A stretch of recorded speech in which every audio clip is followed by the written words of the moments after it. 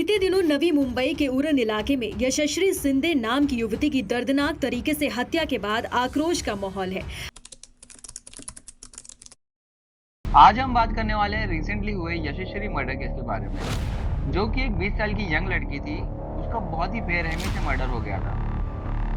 और इस वीडियो के एंड तक देखना, क्योंकि इस केस की रिसर्च के दौरान ये पता चला कि इस मर्डर को रोका भी जा सकता था। मैं हूँ Rashid and welcome to my YouTube channel Rashid bin Jamil. Yashasvi अपने पेरेंट्स के साथ उरण नवी मुंबई में रहती थी। उसने रिसेंटली अपना ग्रेजुएशन खत्म किया था और वो बेलापुर नवी मुंबई में as a data analyst job करती थी।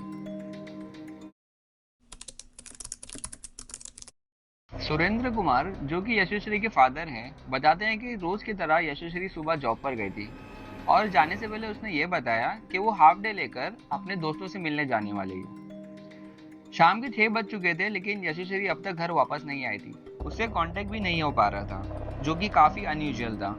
यशस्वी के दोस्तों को जब पूछा गया तो उन लोगों को भी उसकी कोई जानकारी नहीं थी। यशस्वी के पेरेंट्स की बेचैनी काफी बढ़ गई थी।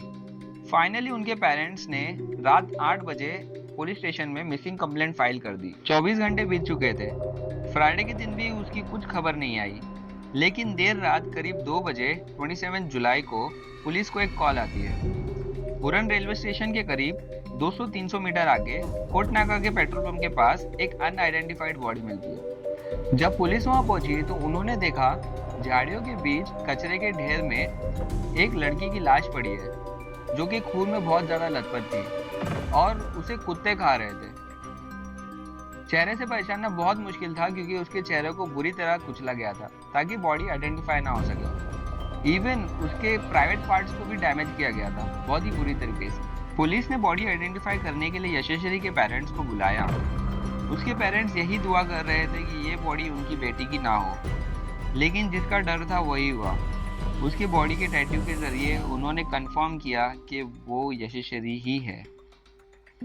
जब पुलिस ने सीसीटीवी कैमरास के थ्रू सर्च करना शुरू किया तो उन्होंने देखा कि यशस्वी 25 जुलाई को करीब 2:14 पर उरण मार्केट एरिया में फोन पे बात करते जा रही है।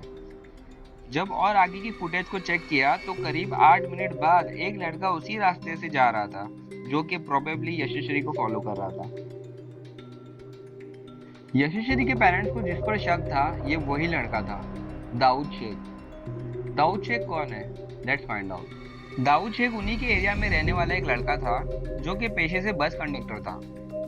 साल था 2019, जब यशस्वी के फादर सुरेंद्र कुमार ने दाऊद शेख के खिलाफ छेड़छाड़ की कंप्लेंट करवा दी थी, ये कहकर कि वो यशस्वी को फॉलो करता है और बहुत परेशान करता है। पुलिस ने उसे पॉस्को एक्ट में जेल भेज दिया था। जब पुलिस ने दाऊद के रिलेटेड रिसर्च चालू की तो उन्हें पता चला कि दाऊद सिर्फ 1.5 महीने में ही जेल से बाहर आ गया था और वो अपने गांव कर्नाटक शिफ्ट हो गया था। जब पुलिस ने यशस्वी के कॉल रिकॉर्ड्स निकलवाए तो उसमें पता चला कि एक नंबर पे काफी ज्यादा बातें होती थी और वो नंबर और किसी का नहीं बल्कि दाऊद शेख का ही था। They were actually in a relationship. Police को एक और नंबर मिला जिससे काफी ज्यादा बातें होती थी। वो नंबर मोहसिन का था। तो क्या ये मर्डर लव ट्रायंगल की वजह से हुआ था? इसका जवाब सिर्फ मोहसिन ही दे सकता था। पुलिस मोहसिन को अरेस्ट कर लेती है और सख्त कार्रवाई के बाद वो बताता है कि जब यशस्वी दाऊद का नंबर ब्लॉक कर देती थी तो दाऊद मोहसिन का फोन लेकर उसे कांटेक्ट किया करता था। तो ये केस डेफिनेटली लव ट्रायंगल को तो नहीं था। जब पुलिस ने दाऊद को ढूंढना शुरू किया तो पता चला कि वो उरण से भागकर पहले गुलबर्गा गया, वहां पर अपना फोन भी स्विच ऑफ कर लिया था ताकि पुलिस उसे ट्रैक ना कर सके। पुलिस ने फिर अपने खबरियों का नेटवर्क एक्टिव किया तो पता चला कि वो गुलबर्गा की पहाड़ियों में छुपा है। फाइनली 30 जुलाई सुबह 5 बजे दाऊद को शाहपुर कर्नाटका की पहाड़ियों से अरेस्ट कर लिया जाता।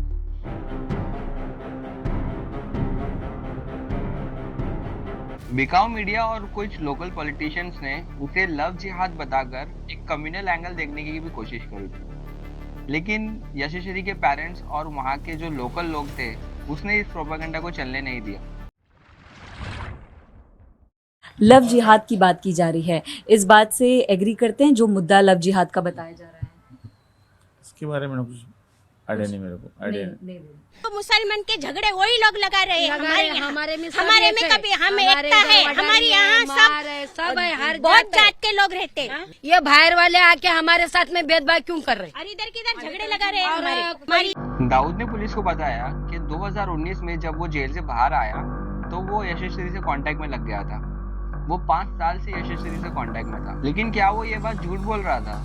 नहीं, क्योंकि यशस्वी की बॉडी पर दाऊद नाम के 2 टैटूज मिले थे। दाऊद यशस्वी को पसंद करता था, वो उससे शादी करना चाहता था और वो शादी कर अपने गांव बेंगलोर कर्नाटका ले जाना चाहता था, लेकिन यशस्वी इस पर राजी नहीं थी। दाऊद बताता है कि वो 22 जुलाई को मुंबई आता है और उसके अगले 2 दिन ट्यूसडे और वेडनेसडे को वो लोग मिलते भी हैं और दाऊद उसे शादी के लिए फोर्स करता है, लेकिन यशस्वी को ये शादी बिल्कुल भी मंजूर नहीं थी।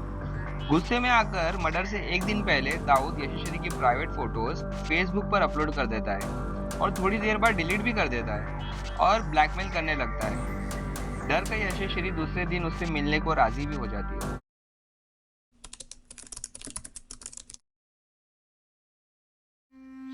थर्सडे की सुबह जब यशस्वी अपने घर से निकली तो उसे ये नहीं पता था कि वो अपने घर अभी कभी नहीं लौट पाएगी।